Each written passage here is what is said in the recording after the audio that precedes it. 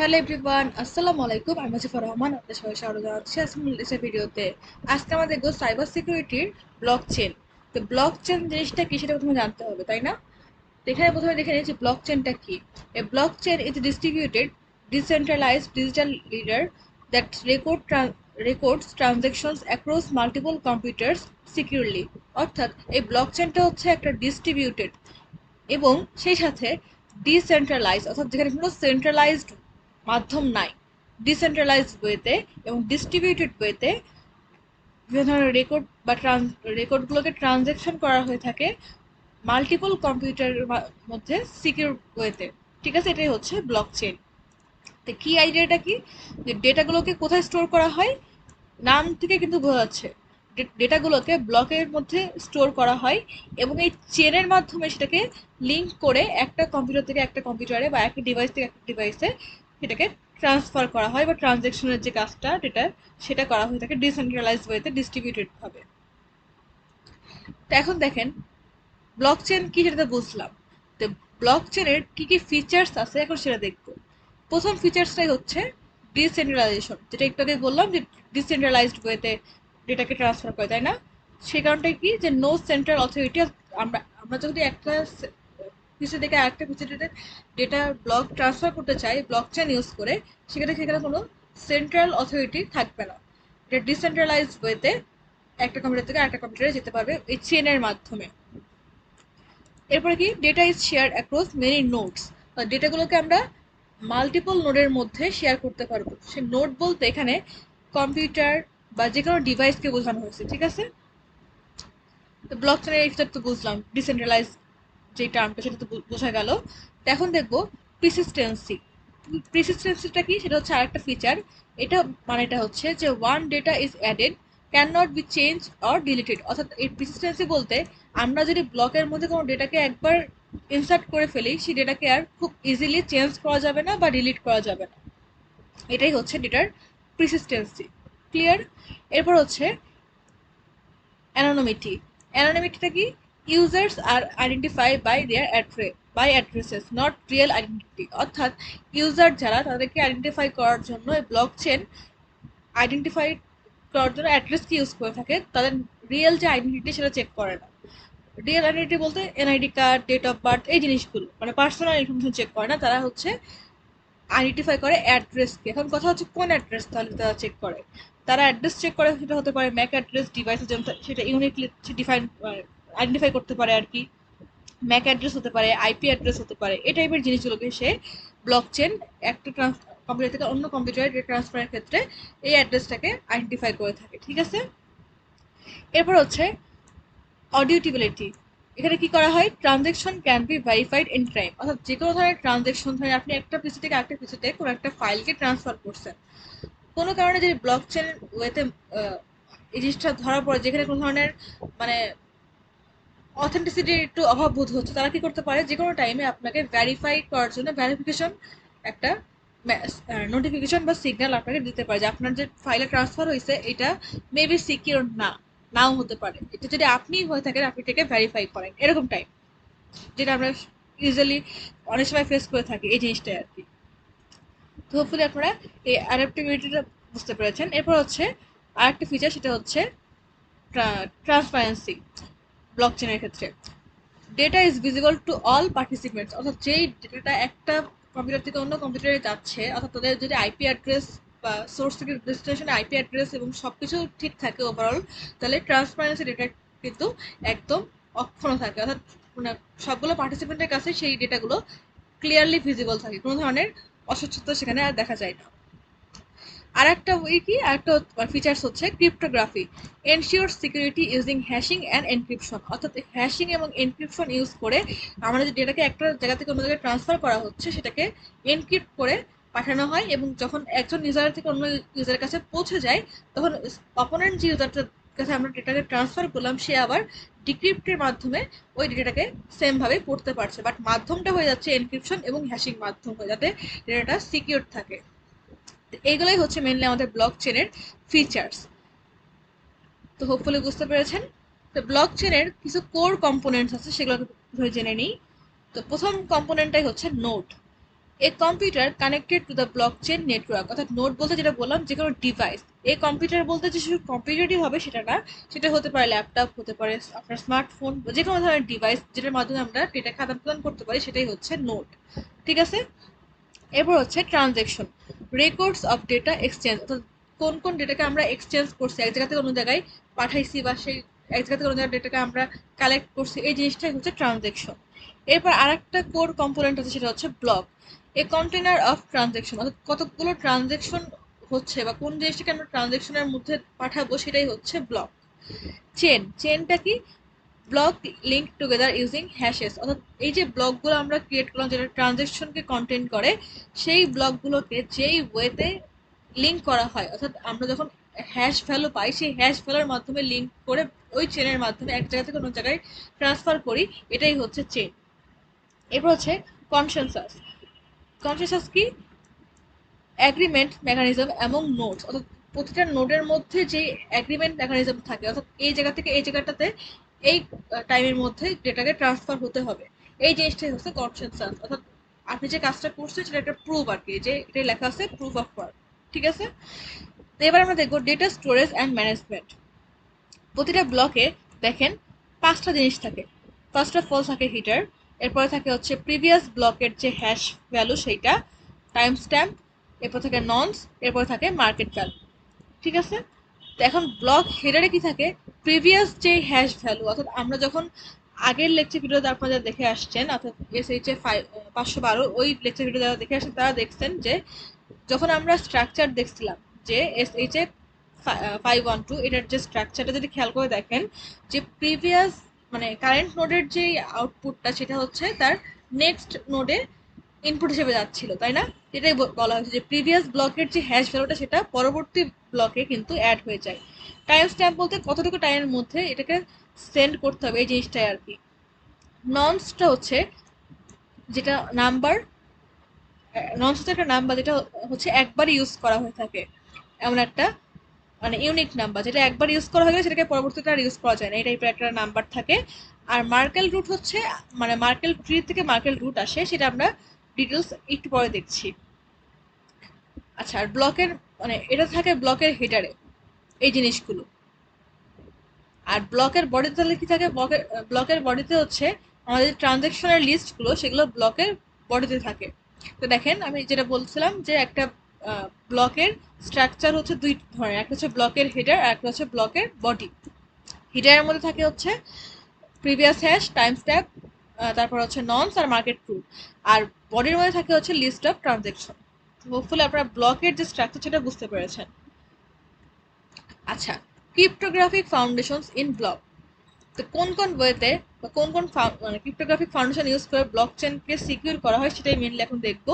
তো first of all use করা হয় হচ্ছে hash function, converts data into fixed length hash. অর্থাৎ আমরা যেটা করে আসলাম হ্যাশ ফাংশনের ভিডিও যারা দেখছেন তারা অবশ্যই জানবেন যে হ্যাশ ফাংশন কি করে, একটা মেসেজকে তারা সেই যত বড় লেন্থের ইনপুট হোক না কেন একটা ফিক্সড লেন্থের আউটপুট হিসেবে তারা শো করে, যেটা হচ্ছে হ্যাশ ভ্যালু, তাই না? তার ফলে কি হয়, আমাদের ডেটার ইন্টিগ্রিটি এনশিওর করা যায়, বা ডেটার যে স্বচ্ছতা বা ডেটার যে কনসিস্টেন্সি সেটাকে এনশিওর করা যায় আর কি। তো এটাতে গেল হ্যাশ ফাংশন ক্রিপ্টোগ্রাফিক যেই ফার্স্ট ওয়ে সেটা। সেকেন্ড ওয়ে হতে পারে সেটা হচ্ছে ডিজিটাল সিগনেচার। ডিজিটাল সিগনেচার মানে কি করা হয়? Verify sender's identity. যে সেন্ডার এই ডেটাকে এক জায়গা থেকে আরেক জায়গায় ট্রান্সফার করছে তার আইডেন্টিটি ভেরিফাই করার জন্য ডিজিটাল সিগনেচার ইউজ করা হয়। এর ফলে ডেটার অথেন্টিসিটি অনেক বেশি বেড়ে যায়। পাবলিক কি অ্যান্ড প্রাইভেট কি। পাবলিক কি হচ্ছে অ্যাড্রেস, আর প্রাইভেট কি হচ্ছে সিক্রেট, বা আমাদের যে ডিজিটাল সিগনেচারের যে টার্মটা অর্থাৎ যে ট্রানজ্যাকশনটা হয়েছে সেটা হচ্ছে প্রাইভেট কি আকারে থাকে, সিক্রেট আকারে থাকে। আর পাবলিক কি বলতে যেটা সবাই দেখতে পারে সেই অ্যাড্রেসটা আর কি। Markle tree. মার্কেল ট্রি হচ্ছে এই যে আমরা হ্যাশ ভ্যালুগুলো পাই, এই হ্যাশ ভ্যালুগুলো ট্রানজ্যাকশনের ফলে যে হ্যাশ ভ্যালুগুলো হয় সেইটার একটা ট্রি স্ট্রাকচার। এই মার্কেল ট্রি থেকে আমরা এই যে প্রথমে একটাকে দেখছিলাম যে মার্কেল রুট, তাই না? এই জিনিসটা আসে। তাহলে আমরা যখন মার্কেল ট্রি দেখবো তখন বুঝতে পারবো যে কিভাবে মার্কেল রুট আসে মার্কেল ট্রি থেকে। তাই মার্কেল ট্রির ফলে এই যে ট্রি স্ট্রাকচারের যে হ্যাশটা, এর ফলে কি হয় যে আমাদের ভ্যারিফিকেশন মানে ট্রানজ্যাকশনের যে ভ্যারিফিকেশনটা সেটা এফিসিয়েন্ট হয়। তো দেখেন আমাদের যখন ব্লকের হেডারের মধ্যে ছিল ননস একটা টার্ম, তাই না? ননস হচ্ছে নাম্বার ইউজ ওয়ান, যেটা একটু আগে বলছিলাম সেইটাই। তো এই ননসটা ব্লক চেনে কেন ইউজ করা হয় দেখেন, a nonce is a number used once to find a valid hash, অর্থাৎ একটা ভ্যালিড হ্যাশ ভ্যালুকে ফাইন্ড করার জন্য মেনলি এই ননসকে ইউজ করা হয়ে থাকে।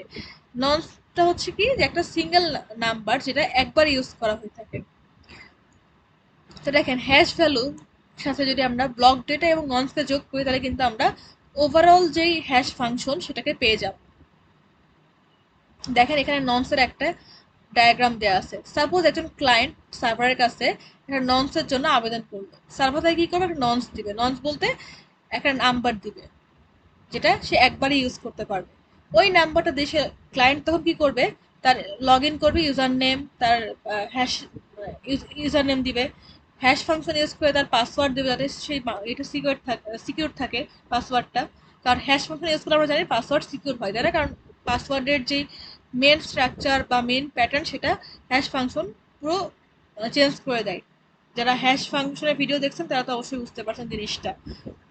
তাহলে চেঞ্জ করে দেওয়ার ফলে কি হচ্ছে, ক্লায়েন্ট যখন একটা সার্ভারে লগ ইন করতে চাচ্ছে তার পাসওয়ার্ড এবং তার ইউজার নেম, তার যাবতীয় ইনফরমেশন সেগুলো কিন্তু অনেক বেশি সিকিউর থাকছে। তখন তখন ক্লায়েন্ট যখন সেই করছে যে ননস ইউজ করে যখন তার লগ ইন করছে তখন কি হচ্ছে, সার্ভার তাকে একটা টোকেন দিচ্ছে, যে একটা ইউনিক টোকেন, যেটা কিনা ওই ক্লায়েন্ট ছাড়া অন্য কেউ আর টোকেনটা ইউজ করতে পারবে না এবং সেটা সে একবারই ইউজ করতে পারবে। এবং ওই টোকেনটা হবে মোর অথেন্টিক, কারণ তার ইনফরমেশনগুলো সবগুলো সিকিউর ওয়েতে যাওয়ার কারণেই ওখান থেকে তাকে একটা টোকেন দেওয়া হয়েছে। এর ফলে ক্লায়েন্ট বুঝতে পারে যে তার ইউজার নেম পাসওয়ার্ড সবগুলো কিন্তু সিকিউর আছে। এটার ফলে কি হয় যে হ্যাকারদের থেকে আমরা খুব ইজিলি মুক্তি পেতে পারি। তা আসেন এখন আসা যাক মেন যে টার্মটা আমি একটু বলছিলাম সেটা হচ্ছে মার্কেল ট্রি। মার্কেল ট্রিটা কিন্তু আমাদের এক্সামের জন্য খুবই ইম্পর্টেন্ট, একটু মনোযোগ দিয়ে বোঝার চেষ্টা করবো। তো ব্লক চেনের মার্কেল ট্রিটা কি? মার্কেল ট্রি হচ্ছে একটা মেনলি বাইনারি ট্রি। তো এখানে কি হয়, লিফ নোড থাকে এবং নন লিফ নোড থাকে।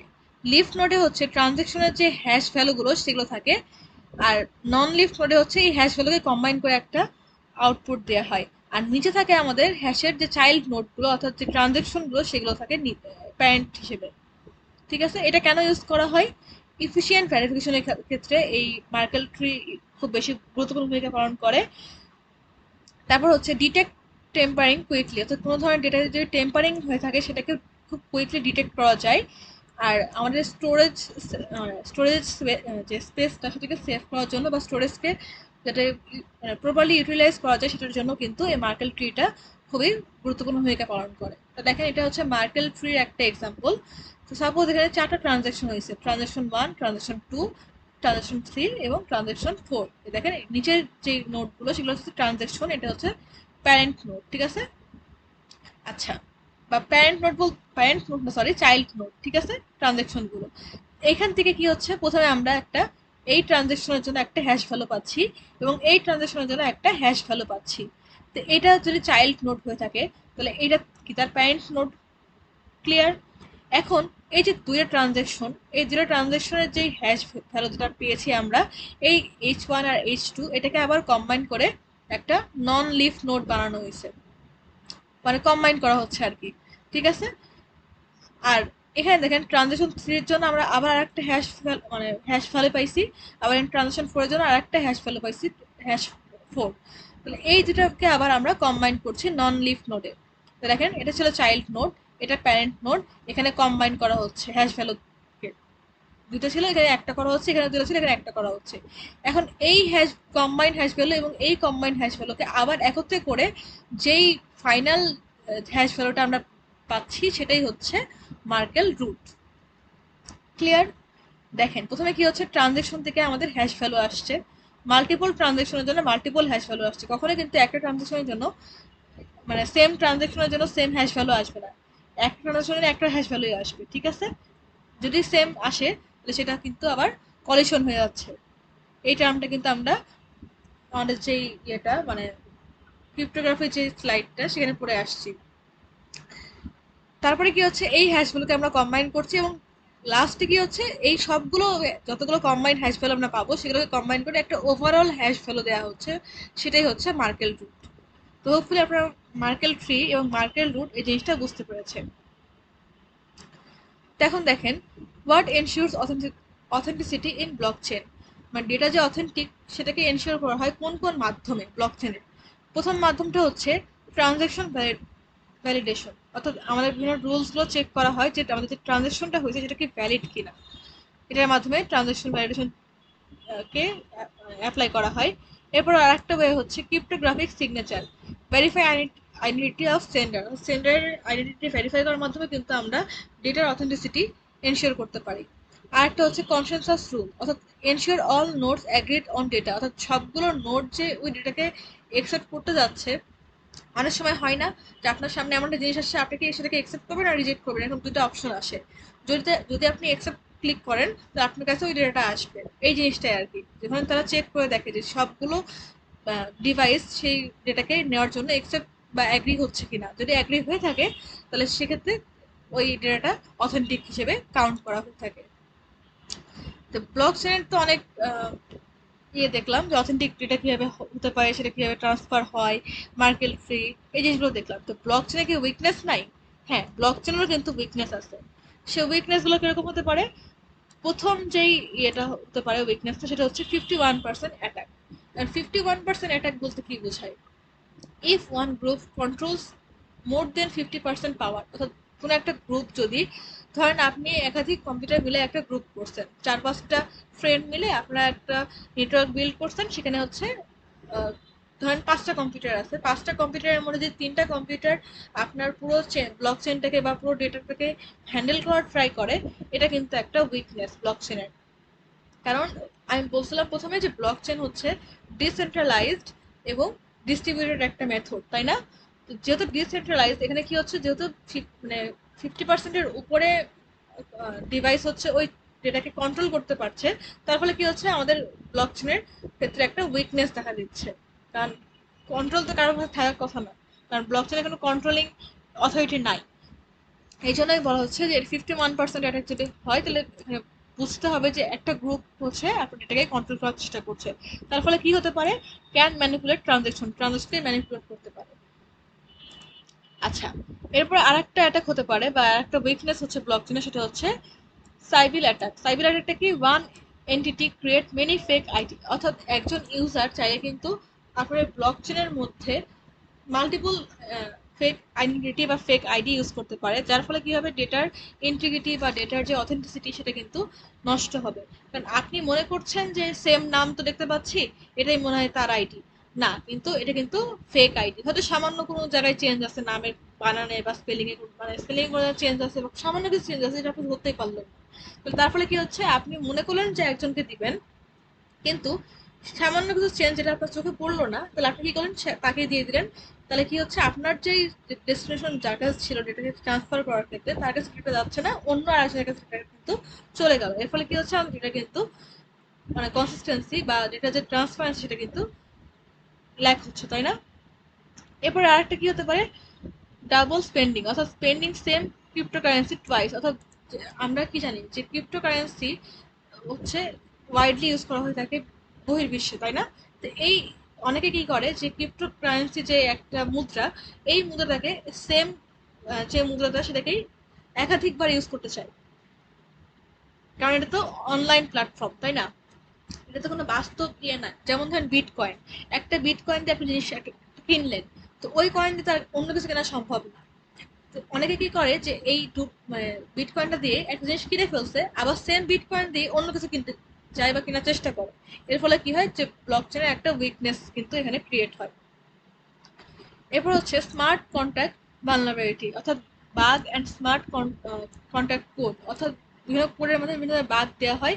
তার ফলে কি হয়, যে আপনি সেটাকে সলভ করতে না পারলে অ্যাটাকাররা আপনার এই ব্লক চেনের মধ্যে ওই কোডটাকে তারা মানে কি বলবো, এক্সপ্লয়েট করতে পারে বা ধ্বংস করে দিতে পারে বা নষ্ট করে দিতে পারে কোডটা আর কি। আচ্ছা, এরপর হচ্ছে ইলিপস অ্যাটাক বা নেটওয়ার্ক পার্টিশনিং, ঠিক আছে? যেটা কি হয়, isolate A note from network, অর্থাৎ আইসোলেট মানে কি? আইসোলেট মানে হচ্ছে কোনো একটা নোটকে একা করে দেওয়া, অর্থাৎ আপনি একটা কম্পিউটার মানে একাধিক কম্পিউটার নিয়ে একটা নেটওয়ার্ক বিল্ড করছেন। সাপোজ একজন অ্যাটাকার আপনার কম্পিউটারকে ওই ব্লক চেনের যে নেটওয়ার্কটা ছিল সেই নেটওয়ার্ক থেকে আপনাকে আইসোলেট করে দিল বা আপনাকে ওই নেটওয়ার্ক থেকে বের করে দিল। এই জিনিসটা নেটওয়ার্ক পার্টিশনিং হতে পারে, এটাকে বলা হয় eclipse attack. Feed false information, অর্থাৎ এর ফলে কি হয় যে আপনার পিসিকে ওই ইয়ে থেকে বের করে দিল অ্যাটাকার, ওই নেটওয়ার্ক থেকে বের করে দিল, আবার ওই অ্যাটাকারই আপনার বিরুদ্ধে বিভিন্ন ধরনের ব্লেম দিচ্ছে যে ও এই জিনিসটা হ্যাক করছে বা এই ইনফরমেশন চুরি করছে, মানে আপনার নামে আর কি মানে উল্টোপাল্টা ইনফরমেশন দিতে পারে, যেটা হচ্ছে ফলস ইনফরমেশন, এই জিনিসটা আর কি। আর লাস্ট যেই উইকনেসটা হতে পারে ব্লক চেনের ক্ষেত্রে সেটা হচ্ছে এন্ড পয়েন্ট সিকিউরিটি। সেটা কিরকম ভাবে, ইউজার ডিভাইস যদি হ্যাক হয়ে যায়, ধরেন আপনার ডিভাইস দিয়ে আপনি একটা ব্লক চেনে কানেক্টেড আছেন, কিন্তু কোনো কারণে যদি আপনার ডিভাইসটা যদি হ্যাক করে ফেলে, তাহলে সে কি করতে পারবে, আপনার ডিভাইসের সব কন্ট্রোল তার কাছে। আপনার ডিভাইসের কন্ট্রোল তার কাছে মানে কি, সেই ব্লক চেনের মধ্যেও বিভিন্ন ধরনের ইনফরমেশন যা আপনি যে শেয়ার করেছেন সেটা দেখতে পারবে। বা আপনার আপনি তো ইউজ করতে পারছেন না আপনার ডিভাইস, আপনার হয়ে ওই অ্যাটাকার আপনার ডিভাইস ইউজ করছে এবং ওই ব্লক চেনের মধ্যে বিভিন্ন ধরনের ডেটা আদান প্রদান করতে যাচ্ছে। সাপোজ আপনি আরেকজনকে বলতে যাচ্ছেন যে তোমার পাসওয়ার্ডটা দাও, কিন্তু সেটা তো আপনি না, ওটা হচ্ছে অ্যাটাকার আপনার হয়ে আপনার ডিভাইস ইউজ করে আরেকজনকে বলছে যে আপনার পাসওয়ার্ডটা দেন বা আপনার ফোন নাম্বারটা দেন। তখন অপোনেন্ট যে ইউজার থাকবে সে মনে করবে সেটা আপনি তো বলছেন যে ফোন নাম্বার দেওয়ার জন্য, আপনাকে সে ট্রাস্ট করে সাপোজ। তার ফলে কি হবে, সে তার ফোন নাম্বারটা দিয়ে দিবে। এর ফলে কি হবে, অ্যাটাকার আপনার ডিভাইস ইউজ করেই কিন্তু অন্য মানে ব্লক চেনের মাধ্যমে অন্য একজন ইউজারের কন্ট্যাক্ট নাম্বার কিন্তু পেয়ে গেল। এটাই হচ্ছে এন্ড পয়েন্ট সিকিউরিটি। তো হোপফুলি ব্লক চেনের যে টার্মগুলো আমি বোঝালাম আপনারা বুঝতে পেরেছেন। তারপরে যদি বুঝতে পেরে না থাকেন অবশ্যই কমেন্ট করবেন, আমি আপনাদের কমেন্টে রিপ্লাই দেওয়ার চেষ্টা করবো। তো আজকে আমাদের এই পর্যন্তই, পরবর্তীতে অন্য কোনো ভিডিও নিয়ে আপনার মাঝে আবার হাজির হয়ে যাবো। চ্যানেলটা কোনো সাবস্ক্রাইব করেন, চ্যানেলকে প্লিজ সাবস্ক্রাইব করুন, ভিডিওতে লাইক করবেন, কমেন্ট করবেন, শেয়ার করবেন। আজকের মতন এই পর্যন্তই, আল্লাহ হাফেজ।